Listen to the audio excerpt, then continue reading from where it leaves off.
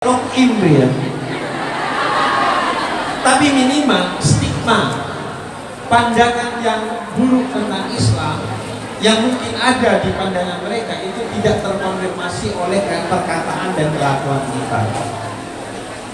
Itu hilang dari pikiran mereka. Nah, kalian semua di sini itu adalah tenaga kerja, orang yang datang ke sini untuk bekerja. Maka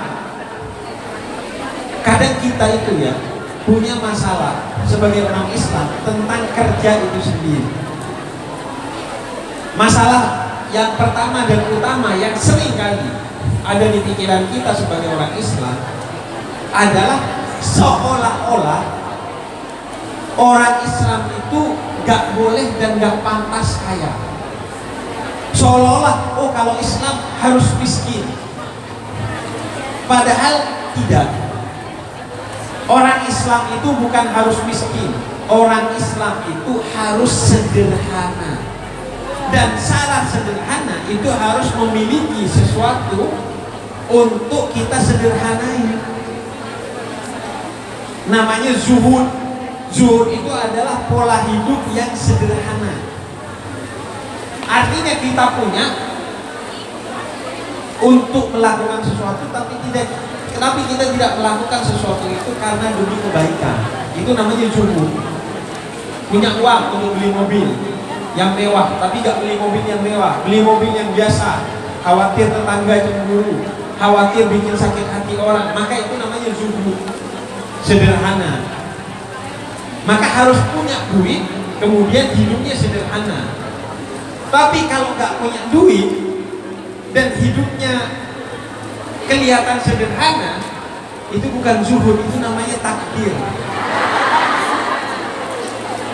Jadi orang Islam itu bukan tidak boleh kaya, bahkan orang Islam itu sepatutnya kaya.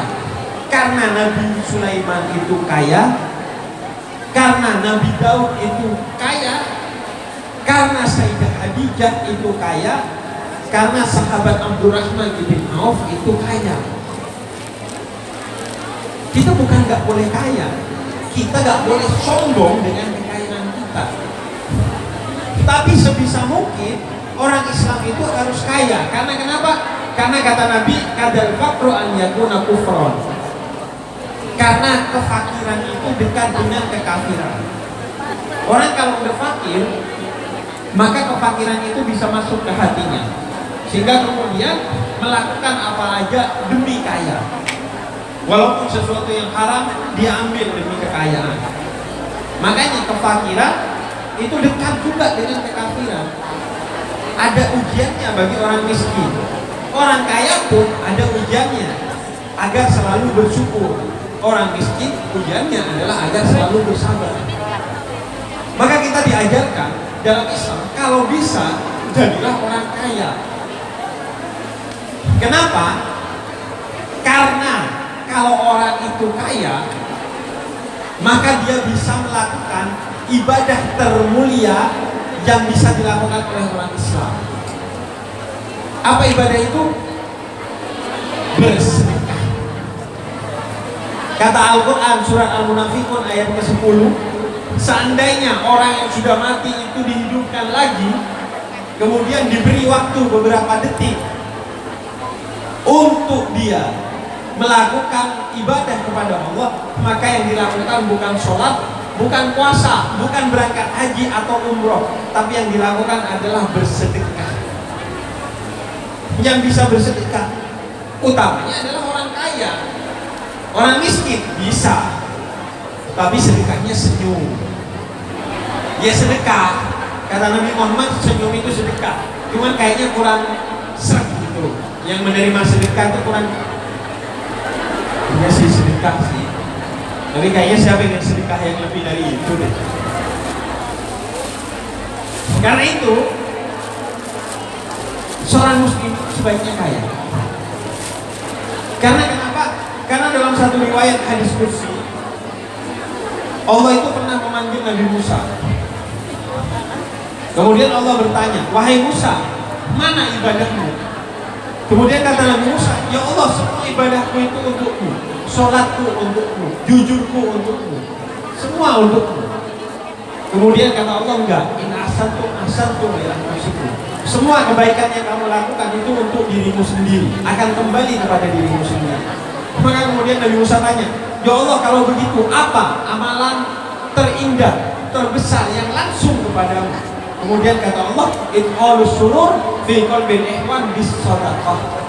Membahagiakan hati orang lain dengan sedekah.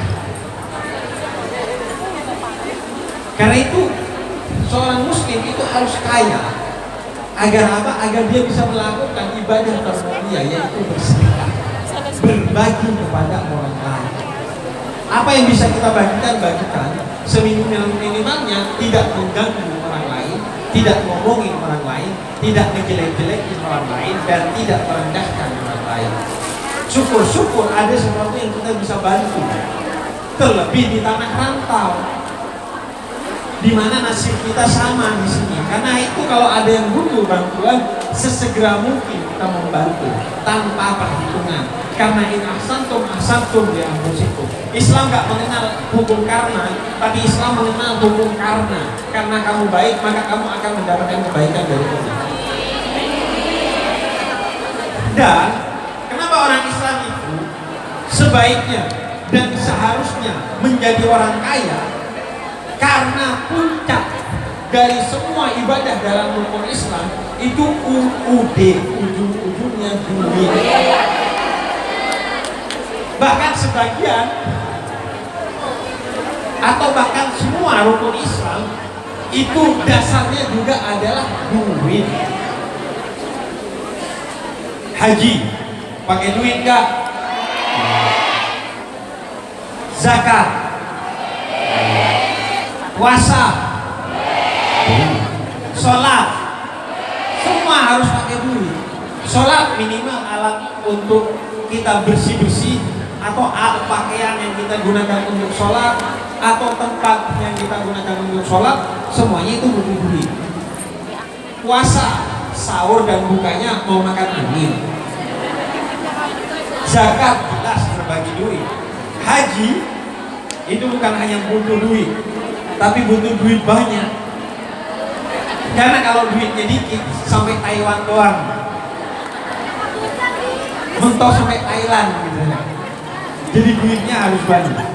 Dan puncak dari ibadah itu, dari semua rukun Islam itu adalah sesuatu yang kaitannya dengan harta. Misalnya haji. Tolok ukur haji yang mabrur, kata Nabi Muhammad, itu ada dua. Yang pertama, setelah pulang haji kata-katanya menjadi baik. Dan yang kedua, setelah pulang haji suka ngasih makan orang lain. Ngasih makan orang lain itu harta. Maka haji yang mabrur itulah haji yang kaitannya juga dengan harta, yaitu ngasih makan orang lain. Puncak haji adalah hal-hal yang kaitannya dengan harta, yaitu ngasih makan orang lain. Itu haji. Yang kedua, zakat. Udah jelas bahwa puncak dari diterimanya zakat adalah semakin besar zakat yang kita keluarkan kepada orang lain, sehingga semakin banyak manfaat dari orang-orang yang mendapatkannya. Karena itu dalam Al-Quran dikatakan lan tanalul birra hatta tunfiqu mimma tuhibbun. Kamu tidak akan sampai menjadi orang yang berzakat dengan tingkat kemuliaan yang tinggi hingga kamu menzakatkan sesuatu yang paling besar, yang paling dicintai, yang paling kamu sukai kepada orang lain. Jadi zakat itu yang terbaik adalah sesuatu yang paling kita cintai, yang bisa kita zakatkan. Jangan, saya dengar Habib pernah bilang zakat terbaik adalah yang paling saya cintai. Yang paling saya cintai itu suami. Yang bisa dizakatkan. Artinya apa? Puncak dari zakat itu adalah barang yang paling mewah, paling mahal, paling besar, paling kita cintai. Begitu kata Al-Quran.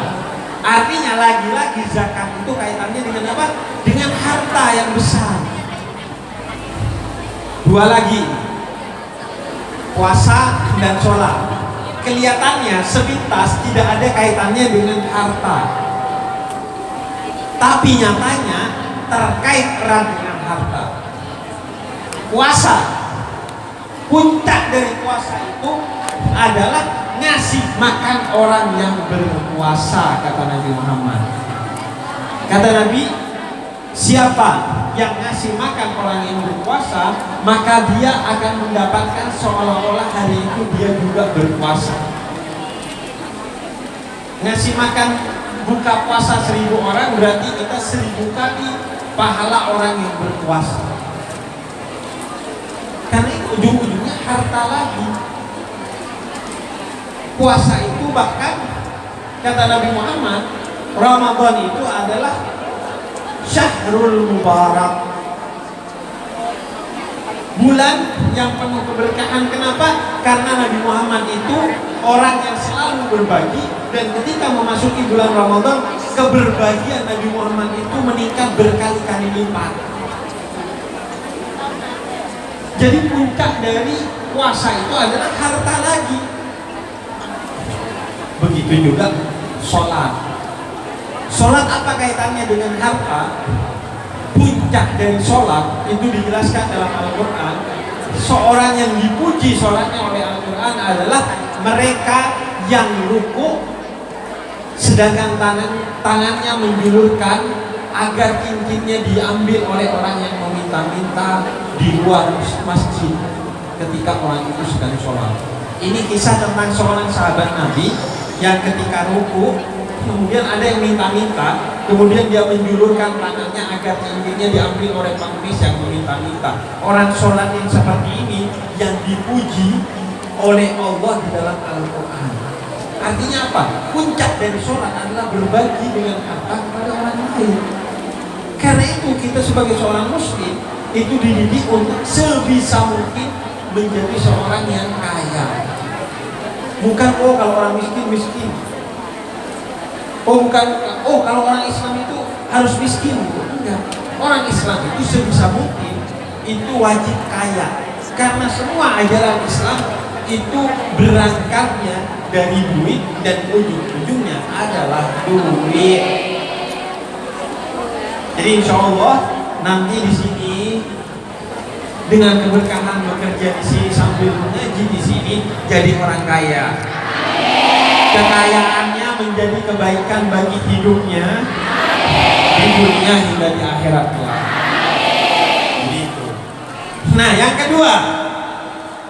yang kedua, seringkali kita itu menjalani pekerjaan dengan pola pikir yang salah. Seolah-olah kerja itu adalah urusan duniawi dan ngaji adalah urusan ukhrawi.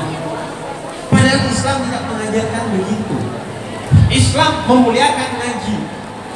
Kata Al-Quran, yarfa'illahu alladhina amanu minkum walladhina utul ilma darajat. Allah memuliakan berderajat-derajat orang yang ngaji. Tapi ingat, suatu hari Nabi pernah ngaji begini bersama para sahabatnya. Di tengah-tengah ngaji, Nabi melihat bersama para sahabatnya ada seorang anak muda mikul kayu bakar untuk dijual di pasar. Kemudian kata para sahabatnya, betapa celakanya dan ruginya anak muda itu. Di sini sedang ngaji bersama Nabi Muhammad, dia malah sibuk kerja. Kemudian kata Nabi Muhammad, nggak gitu pola pikirnya. Siapa yang bekerja agar dirinya dan keluarganya tidak mengemis, maka dia sedang jihad fisabilillah. Dia sedang berjihad di jalan Allah. Menjadi orang yang bekerja itu adalah berjihad. Bukan hanya bernilai ibadah, tapi bernilai jihad yang bisa jadi lebih mulia dari orang yang ngaji di masjid. Jadi kalian yang nanti kembali bekerja itu bisa jadi lebih mulia duduk di sini untuk mengaji. Karena itu jihad. Dan yang berkata adalah Nabi Muhammad. Karena kalau ibadah itu hanya dihitung dari sholat, puasa, zakat, dan haji, nggak nyampe ke surga. Sholatnya cuma berapa menit? 5 menit kali 5, 25 menit, tambah zikir dan lain sebagainya, nggak nyampe 1 jam. Sedangkan dikasih waktu 24 jam sehari oleh Allah. Itu pun ketika sholat pikirannya traveling kemana-mana. Itu pun suratnya kulhu lagi, kulhu lagi. Itu pun sholat isaknya mepet subuh, sholat subuhnya mepet duha. Jadi gak pantas masuk surga kalau kerjanya dijalani sebagai duniawi, bukan sebagai jihad fisabilillah. Gimana sholat mau ngantarkan ke surga? Subuh kesiangan, duhur kerepotan, asar di perjalanan, maghrib kecapean, isya karena sering jadi tahu. Maka kita diajarkan bahwa dunia ini terlalu sedikit modalnya dan terlalu panjang perjalanannya.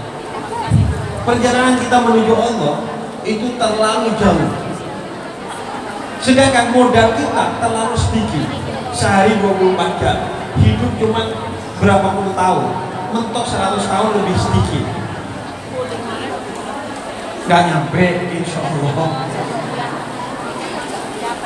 Jadi kalau hanya modalnya sholat, puasa, zakat, haji, kemungkinan besar kecil masuk surga.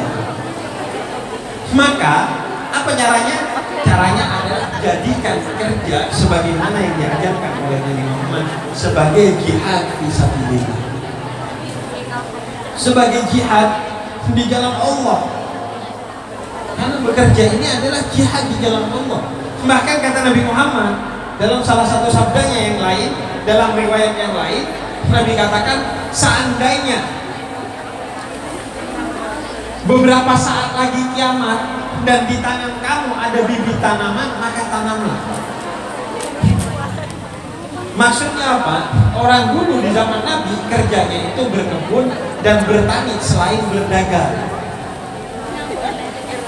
Maka kata Nabi, wahai petani, seandainya beberapa saat lagi kiamat dan kamu masih punya bibit, tetaplah bertani, tetaplah bekerja, karena itu ibadah yang mulia, karena itu jihad di jalan Allah. Orang kalau ingin kiamat pasti mikir melakukan sesuatu yang paling mulia agar di akhirat dia bisa selamat. Dan kata Nabi, yang paling mulia,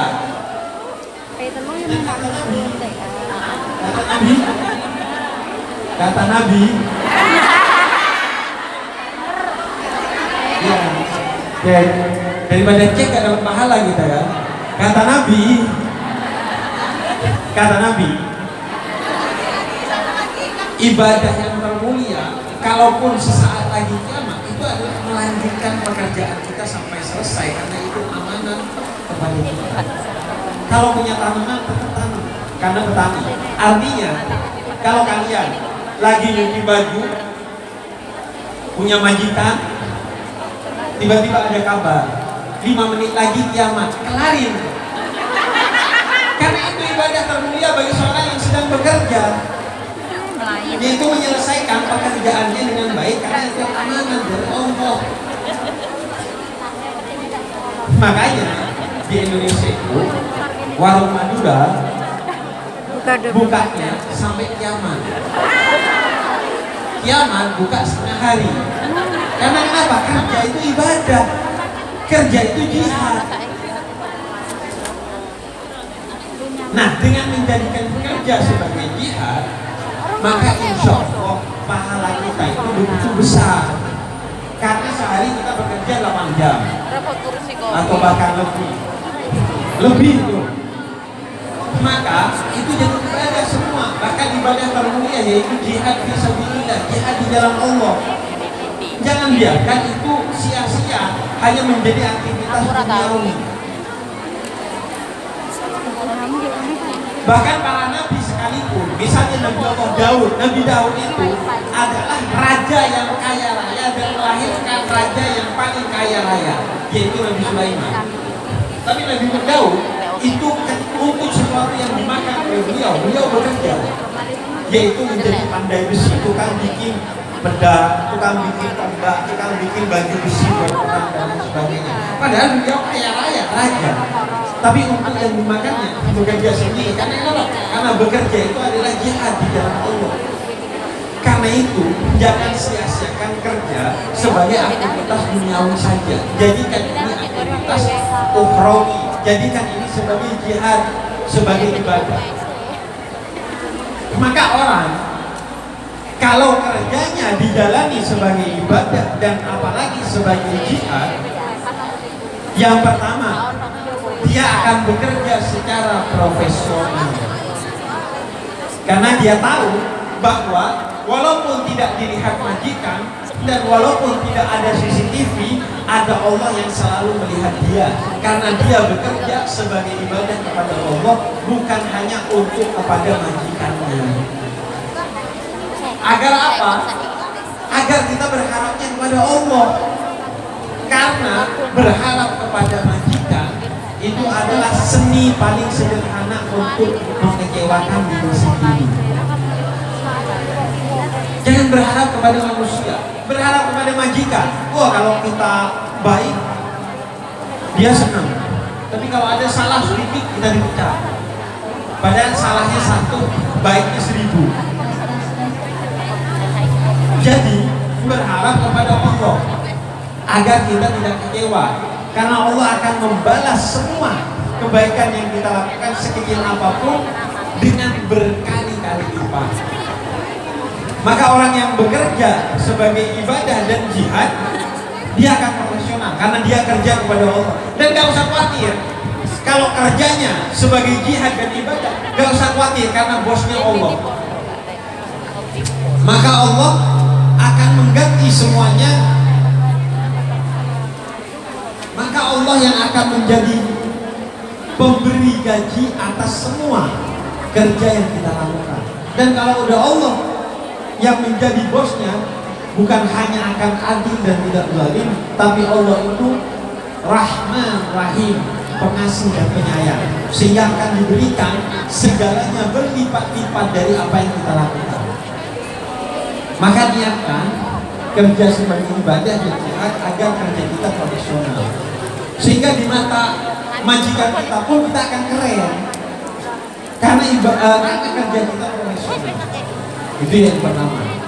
Kemudian yang kedua, orang kalau menjalani kerja sebagai jihad, maka jihad itu adalah ibadah termulia yang kalau mati dalam keadaan jihad, dia matinya mati syahid, mati dalam keadaan yang termulia dalam Islam. Karena kita kan nggak tahu umur kita ya. Bisa jadi kita wafatnya dalam keadaan bekerja, kan? Apalagi kalau TKI yang setiap hari berada di perantauan untuk bekerja. Gak kemungkinan kita wafat itu kan dalam keadaan bekerja. Kadang orang berpikir kalau pengen mati syahid, matinya di masjid. Kalau pengen mati syahid, pergi ke Israel. Kalau pengen mati syahid harus berperang. Enggak. Yang bilang mati syahid itu salah satunya adalah berperang adalah seorang yang mati syahidnya tidak berperang, yaitu Nabi Muhammad. Matinya biasa, tidur di kasur. Maka karena khawatir kita wafatnya juga dalam keadaan bekerja, maka jadikanlah pekerjaan kita itu sebagai jihad, agar kalau wafat dalam keadaan bekerja, wafatnya itu wafat yang husnul khotimah, bahkan matinya mati syahid. Kan kita nggak tahu ya, lagi piring tiba-tiba mati syahid karena menjalani kerja sebagai jihad, sebagaimana yang diajarkan oleh Nabi Muhammad Kemudian yang ketiga, ini yang paling penting, paling menyenangkan juga. Orang kalau kerjanya sebagai ibadah dan jihad, dapatnya bukan uang, tapi dapatnya rezeki. Beda antara uang dan rezeki. Rezeki itu sedikitnya aja mencukupi, terlebih ketika banyak. Orang kalau punya rezeki, walaupun sedikit cukup, berkah. Dikasih ke orang, orangnya jadi baik.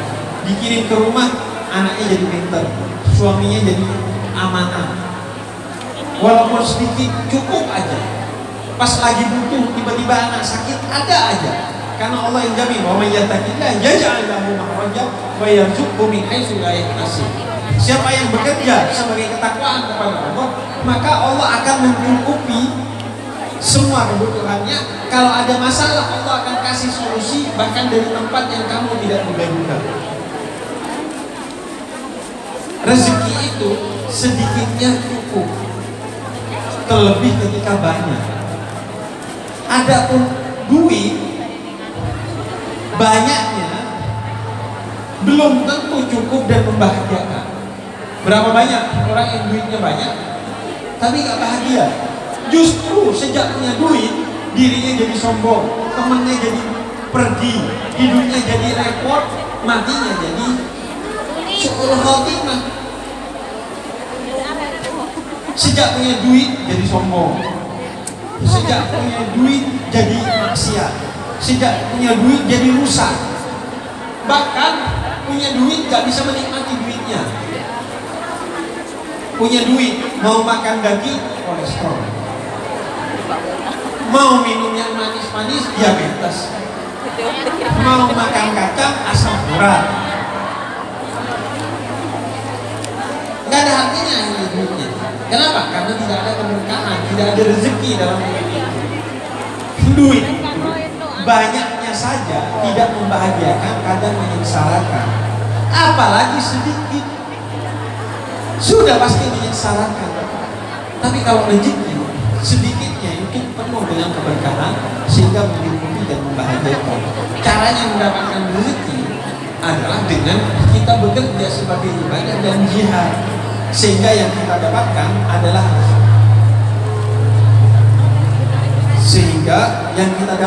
adalah rezeki yang akan mensejahterakan kita, membahagiakan kita, dan menjadikan keluarga yang kita tinggalkan tetap dijaga oleh Allah karena keberkahan duit yang kita kirim dan kerja yang kita lakukan sebagai ibadah di sini. Kemudian selanjutnya, agar kerja itu tetap menjadi ibadah dan jihad bagi kita, maka yang pertama adalah luruskan niat, karena segala sesuatu itu tergantung niatnya. Innamal a'malu binniyat.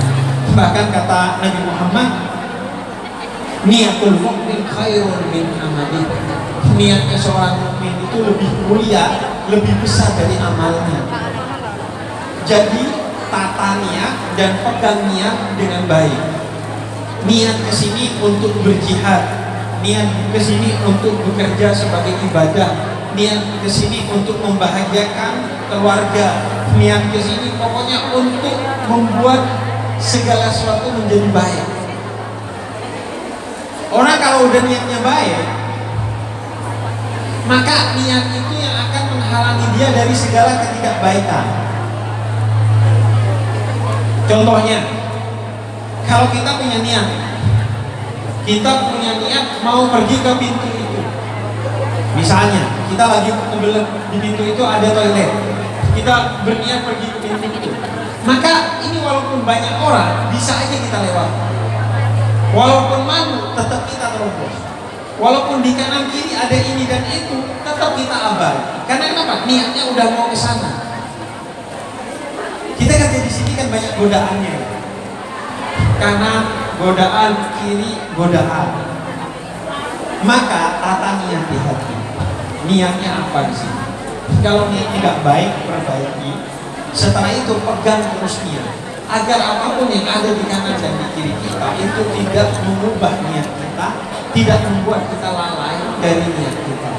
Maka penting untuk memiliki niat yang baik, niat yang tulus, niat yang jernih sesuai dengan yang diajarkan oleh Allah. Dan yang kedua, jauhi yang haram. Karena kenapa? Karena sebagaimana tubuh butuh asupan makanan yang sehat, maka jiwa itu butuh asupan sesuatu yang halal. Jangan main-main dengan sesuatu yang haram, karena makanan yang gak sehat aja bikin sakit perut, bikin tubuh rusak, apalagi makanan yang gak halal, bikin jiwa kita menjadi rusak. Minimal kata Nabi Muhammad, selain dosa itu ada 3 hal yang menjadi efek negatif dari orang yang mengkonsumsi sesuatu yang haram. Sesuatu yang haram ini entah makanan yang haram, atau cara mendapatkannya haram, atau cara mengelolanya haram. Karena ini di Hongkong kan, dendengnya tadi katanya dendeng babi. Katakanlah dendengnya gak babi, daging biasa, tapi ngolahnya bisa jadi secara haram. Kita kerja kepada orang bisa jadi haram, karena itu pegang amanah agar tidak mendapatkan gaji yang haram. Maka yang haram itu kata Nabi selain dosa ada 3 hal. Yang pertama, sesuatu yang haram itu akan menjadi penghalang bagi kita dalam doa. Orang makan minum sesuatu yang haram, doanya itu tidak dijawab oleh Allah. Makanya kalau kita udah berdoa minta jodoh, minta anak, minta gaji banyak dan lain sebagainya belum terijabah, coba koreksi diri kita. Mungkin masih ada sesuatu yang haram yang menempel kepada kita. Entah itu makanan di perut kita, pikiran di otak kita, perasaan di hati kita, perkataan di lisan kita, kelakuan di tangan kita, perjalanan di kaki kita, yang semuanya kaitannya ada hal-hal yang haram. Bersihkan agar doa kita langsung dijawab oleh Allah. Apa kekuatan kalian kalau bukan doa? Kalian meninggalkan keluarga kalian di rumah sana. Mungkin ada yang sakit, mungkin ada yang begini, mungkin ada yang begitu. Ada banyak sekali tantangan yang kalian titipkan di sana kepada Allah. Tanpa doa bagaimana kalian mau menjaga mereka? Maka para TKI di Hongkong harus mengandalkan kekuatan doa untuk menjaga keluarganya, untuk menjamin dirinya baik-baik saja di sini. Maka cara menjamin doa kita agar diterima oleh Allah adalah dengan